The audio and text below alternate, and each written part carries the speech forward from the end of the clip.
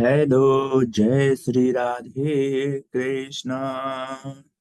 सभी भक्तों को जय श्री राधे कृष्णा। आज आपको हम एक महत्वपूर्ण जानकारी अवगत कराएंगे जो हमारे धार्मिक पुस्तकों में दिया गया है। जैसा कि आपको स्क्रीन पर ही दिख रहा है, महाराज ययाति की कथा। यदुवंश की शुरुआत कब और कैसे हुई उसको बतलाया गया है।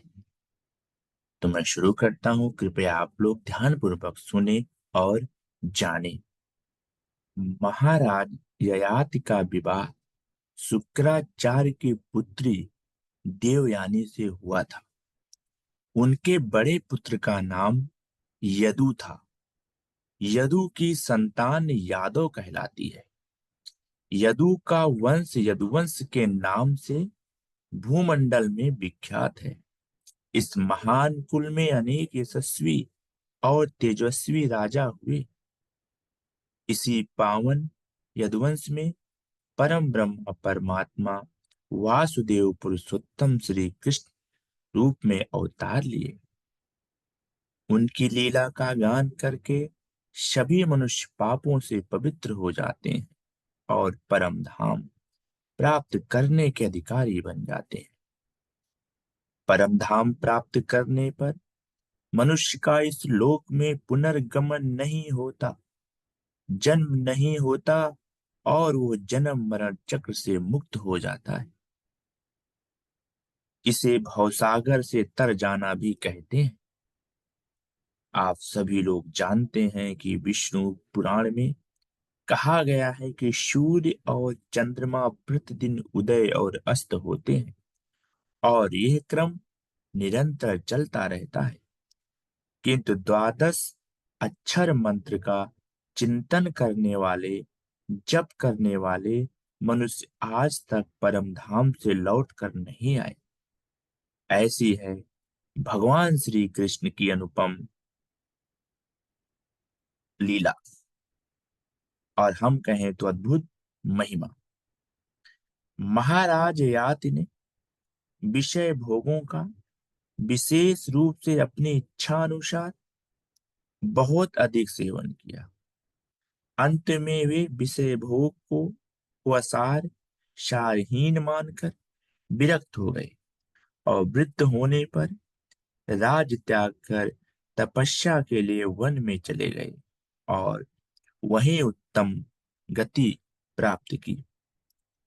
महाराज याति ने विषय भोग सेवन का दीर्घ अनुभव प्राप्त करके अपना मत इस प्रकार व्यक्त किया। विषय भोगों के सेवन से काम भावना शांत नहीं होती, अपितु निरंतर बढ़ती जाती है।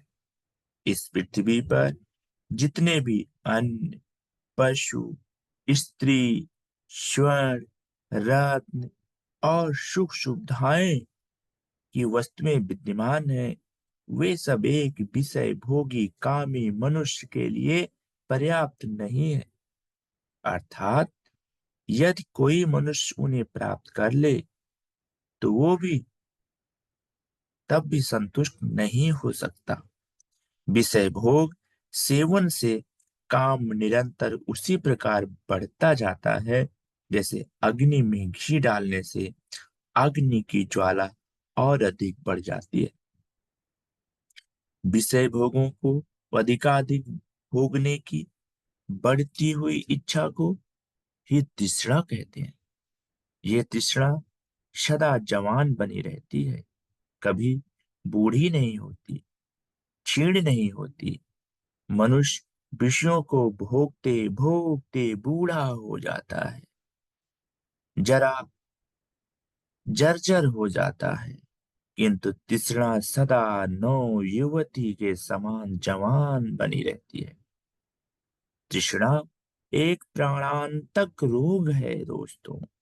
ये मनुष्य का प्राण लेकर ही शांत होती है। इसलिए जो मनुष्य इस लोक और परलोक में सुखी होना चाहता है, वो इस तृष्णा को त्याग दे। महाराज ययाति के इस अनुभव युक्त ज्ञान को ययाति का गीत अथवा गाथा भी कहा जाता है। कहने का आशय ये है कि हमारे सनातन धर्म में अनुभव का विशेष महत्व है। अनुभव द्वारा ही बहुत से नियम निश्चित किए गए हैं। ये नियम मनुष्य को अंधकूप में गिरने से बचाते हैं। इन नियमों का मनुष्य पालन करके उत्तम गति प्राप्त करता है। उसका पतन नहीं होता, उसका कल्याण होता है, उसका उत्थान होता है। श्री कृष्ण भगवान गीता में उपदेश देते हुए कहते हैं कि विषय भोग भोगने में सुखदायक लगते हैं, परंतु वे दुखदायक ही होते हैं। वे यदि अंत वाले हैं, अर्थात उत्पत्ति और विनाशशील धर्म वाले हैं, इसलिए बुद्धिमान पुरुष विषय भोगों में आसक्त नहीं होते और विषय भोगों में रमण करने की इच्छा त्याग कर परम ब्रह्मा परमात्मा की शरण में जाकर भजन करते हैं और अक्षय परमानंद का नित्य निरंतर सेवन करके सदा सदा संतुष्ट रहते हैं। एक श्लोक है, प्रशांत मन ह्ययेनं योगिनं सुख मुक्तम। प्रशांत मनसं ह्ययेनं योगिनं सुख मुक्तम। उपैति शांत रजसम ब्रह्मभूत कल्पमशम। तो ये रहा महाराज ययाति की कथा। यदुवंश की शुरुआत हुई और यदुवंश में भगवान श्री हरि विष्णु ने अवतार लिया श्री कृष्ण का, जिन्होंने गीता के वचन बोले। और यदि गीता आप लोग पढ़ लेते हैं, और पढ़ने का मतलब है जिंदगी में उतार लेते हैं, गीता के अनुसार जीवन यापन करते हैं और लोगों को भी गीता के बारे में बताते हैं, प्रचार करते हैं, उनको भी उसका अनुसरण करने के लिए कहते हैं, तो वाकई आप सचमुच में गीता पढ़ते हैं और आप धन्य हो जाते हैं। क्योंकि गीता के अनुसार बताई गई बातों से यदि जीवन यापन व्यक्ति करता है, तो उसको कभी भी कोई दोष कोई पाप नहीं लग सकता, क्योंकि वो दोष पाप के चक्कर में पड़ता ही नहीं है। वो नित्य अपने कर्म करते हुए मोक्ष की प्राप्ति करता है।